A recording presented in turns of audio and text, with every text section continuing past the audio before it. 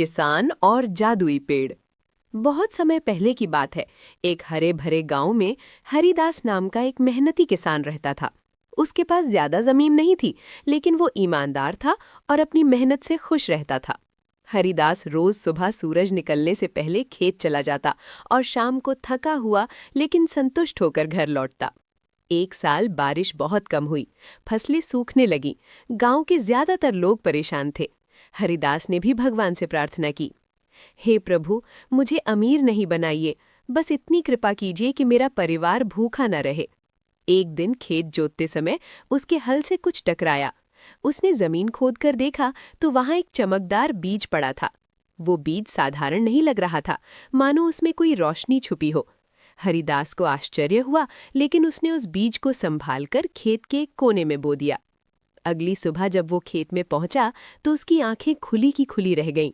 वहां रातों रात एक सुंदर और अनोखा पेड़ उगाया था। उसकी पत्तियां चमक रही थीं और हवा चलने पर उनसे मधुर सी आवाज आ रही थी।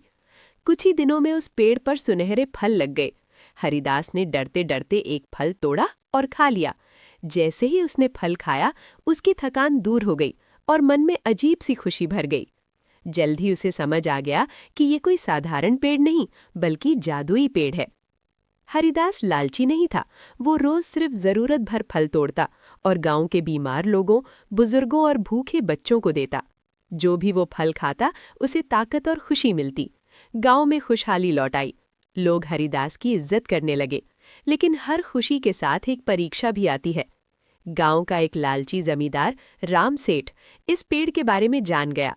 उसने सोचा, अगर ये पेड़ मेरे पास होता तो मैं सबसे अमीर बन जाता। एक रात वो चुपके से खेत में पहुंचा और पेड़ काटने लगा। जैसे ही कुल्हाड़ी पेड़ से टकराई, जोर की आवाज हुई और तेज हवा चलने लगी।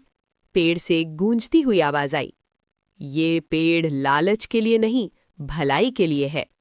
अचानक तेज रोशनी हुई और पेड़ गायब हो गया। राम सेठ डर के मारे भाग खड़ा हुआ। सुबह गांव वाले जमा हुए। हरिदास उदास था, लेकिन शांत। तभी उसने देखा कि उसी जगह जमीन पर फिर से वही चमकदार बीज पड़ा है। एक धीमी आवाज आई, ईमानदारी और दया रखने वाले को मौका हमेशा मिलता है। हरिदास की आंखों में आंसू आ गए।